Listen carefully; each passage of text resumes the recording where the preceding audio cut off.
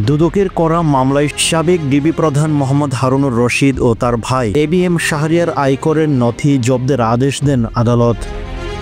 বুধবার ঢাকা মহানগর দায়রা জজ মোহাম্মদ জাকির হোসেন গালিবের আদালত দুদকের পৃথক দুটি আবেদনের পরিপ্রেক্ষিতে আদেশ দেওয়া হয়।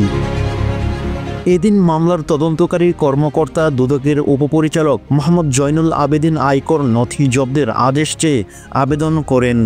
এ সময় দুদকের পাবলিক প্রসিকিউটর রুহুল ইসলাম খান শুনানি করেন। শুনানি শেষে আদালত আবেদন মঞ্জুর করেন।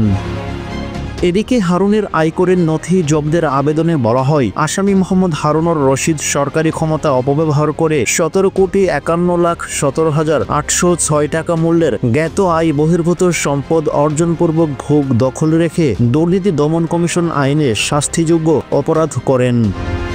মামলার সুষ্ঠু তদন্তের স্বার্থে তার সব আয়কর রিটার্ন সহ সংশ্লিষ্ট রেকর্ডপত্র জব্দ করে পর্যালোচনা করার একান্ত প্রয়োজন।